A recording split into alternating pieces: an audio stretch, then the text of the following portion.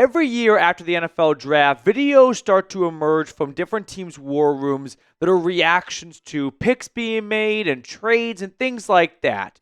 But one video caught my eye, and it's from the Philadelphia Eagles war room where GM Howie Roseman found out what the Falcons gave up to move up to the 26th pick with the LA Rams to secure James Pearce. And a lot of times these videos are fun to watch because it's filled with a lot of positivity around the player your team just drafted. Not the same type of vibe from this one. So Howie Roseman in the video gave an honest response to what he saw was as a massive overpay by the Falcons to move up and secure pick number 26 with the Rams, trading away a future first, giving up their second this year, and getting pick 101 in return, which they eventually use on Xavier Watts. I mean, you can watch the video for yourself. I can't put it in here because of copyright laws, but it's on my Twitter if you want to go watch it. And Howie Roseman just slowly started to ask, they gave up how much? A future first and a second? And then he said, I understand why people aren't taking our deals. So the Eagles are trying to move up a few spots, and evidently they were lowballing the Rams, who I'm sure were very happy to have competitive offers because the Falcons gave up a first-round pick next year when Howie Roseman, who some think is one of the best GMs in the game, he just put together a championship roster, kind of scoffed and a slight little subtle jab, if you will, at the Falcons for trading up, which according to all the trade value charts and metrics, which assign a number value to every single pick in the draft, the Rams won this trade. This is not from a opinionated response. This is from a numbers-driven response of all the different trade value charts that exist out there. The Jimmy Johnson one, the Hill one. You can see the Rams come out in the positive, in the green, for the differential in points they got versus the differential in points they gave up to the Falcons. But I'll kind of, not end with this, but pump in some positivity at this point here and say that the trade is going to be determined really by one to two things. One, where does Atlanta pick next year? If they end up getting the 26th pick in the 2026 NFL draft, then they use next year's first on this year's draft. Now, if they end up picking 10th next year, then it's going to be a poor trade because the Rams are going to have an early first-round pick. They will have jumped from 26 all the way to 10, which I think any team would jump from 26 to 10 and give up the opportunity to draft James Pearce. So the Falcons are betting on themselves. Terry Fontenot, I feel like, is making a trade for a pick that he may not ever have to use because he may not be the GM if there's not a better defense this year and specifically a better pass rush. So this is a gamble on themselves to go, we are going to be better next year. We may not be picking 26 in the draft, but we are going to be picking around that area where we're not going to feel the burn of missing out on a future first-round draft pick. But you also gave up your second in exchange for their third, so you fell back about 50 spots there. It's a sizable investment for James Pearce, who some people thought would be more of a round two guy as we got closer to the draft. I never thought he'd slip out of the first round of the draft. And for the Falcons, they wanted to go out and get speed on defense to pair with Jalon Walker and some other additions they have made so far in the offseason. So let's do a little bit more of a deep dive on James Pearce, who comes from Tennessee. He was one of the fastest linebackers at the NFL Combine, putting up a 4.47 40-yard dash. That is just 1/100th of a second off the leader for the linebackers during the NFL Combine. So that speed is the number one thing that jumps out about him. Abdul Carter had great speed last year.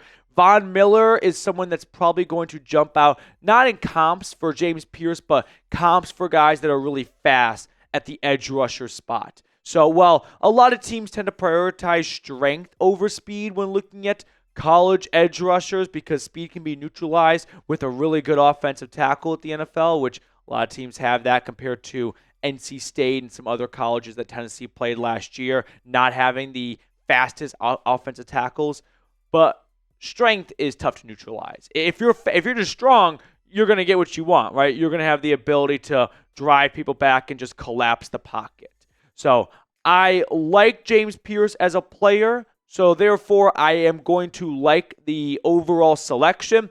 But even when they made the trade up coming from a Tennessee grad, I felt like, ooh, that's a sizable investment. A first next year, your second this year for pick 26 and a third rounder. You are making a big gamble on yourselves to be good next year and on James Pearce to be a player that we can look back at and go, sure, it seemed like a bit of an expensive, acquisition, but overall, if Pearce is a 3-time Pro Bowler for the Falcons in the next 7 seasons and puts up 4 years with 10 or more sacks in that time span, no one's going to care about falling from pick 46 to pick 101 and giving up a first-round pick that next season. If that next season Atlanta is busy playing in the playoffs and they're picking late in round 1 anyway. So it's a gamble, and it's a gamble that if it doesn't pay off, Fontenot won't have to pay the piper.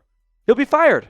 So the next GM will take over a team without a first-round draft pick or a fifth-round draft pick because they use that to move up to get Xavier Watts too. So Fontenot made some moves that he made. Like he wrote some checks he may not have to cash if he ends up stinking this year and gets fired anyway.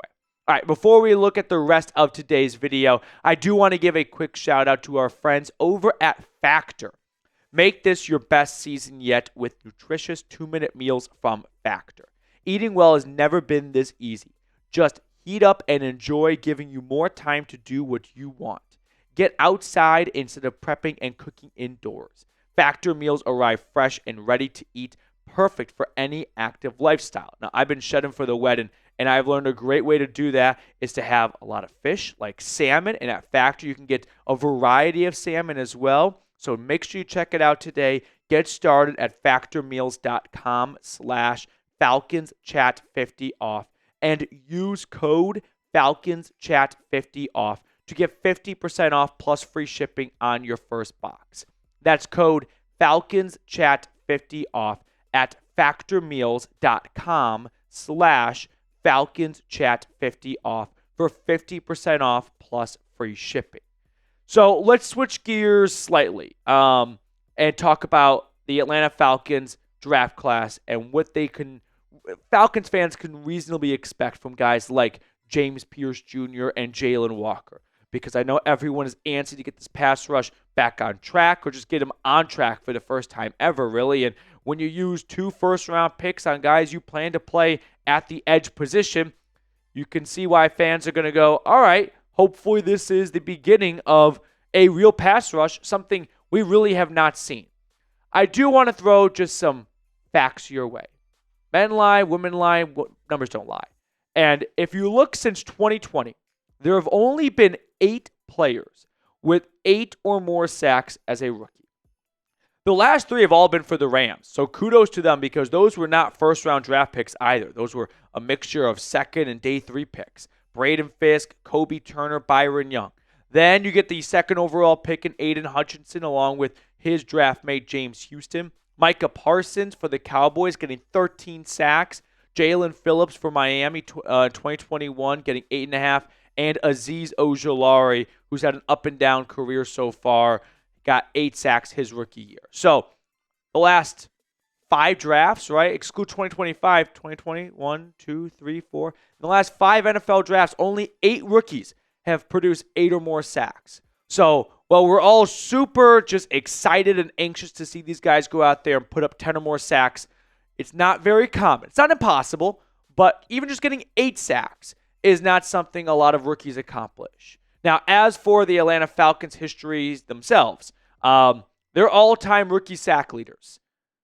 No one's had great production as a rookie in the last 40 years.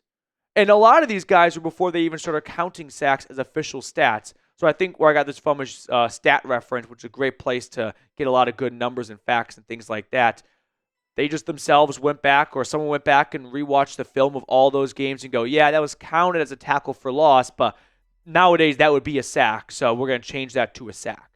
Yeah, the all-time Atlanta Falcons rookie sack leader is Claude Humphrey in 1968. So it has not been a fruitful position for the Atlanta Falcons when it comes to a rookie standpoint. In fact, if you go back since 2000, all right, You've only got one guy who's got more than 5 sacks as a rookie. That's Tack McKinley back in 2017 out of UCLA. So I just want people to have all the numbers in front of them when they start to put together maybe a little bit overly ambitious predictions for James Pearce and Jalon Walker in year one. Because since 2000, there have only been 2 teams without 6.5 sacks or more from a rookie. The Atlanta Falcons and the New England Patriots, which caught me off guard.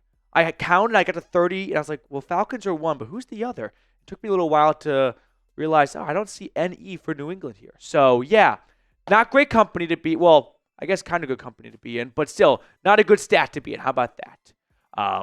That's why, while I am excited for Walker and Pearce this upcoming season, I'm not going to go as far to say these guys are both going to get, or one of them is going to get 10 or more sacks. I think Jalon Walker is probably going to have, for being a first-year true edge rusher, 4 sacks. I think James Pearce in his first year can get 6.5 sacks. And while that may feel a little bit underwhelming, for it being year one, I think 4 sacks from a guy who's starting to learn that position and 6.5 from a guy who was one of the last few picks in the first round, I'll take that right there. I won't be discouraged if I'm told from someone in the future, Jalon Walker plays 15 games in year one and he has 4 sacks. James Pearce Jr. plays in all 17 games and has 6.5 sacks. All right, sure, I'll take that. I will accept that number from Pearce as a positive sign for years to come. And as long as the Falcons have a successful-ish year, above 500 football, and are picking in the 20s next year, I won't be too upset with the pick they give the LA Rams. All right, that's going to do it for us on today's episode. Greatly appreciate everyone for tuning in. If you haven't yet, please click that like button down below. It really does help boost the channel and get more eyeballs here at Falcons Today. So like and subscribe. You know the cliches by now, and I'll see everyone next time.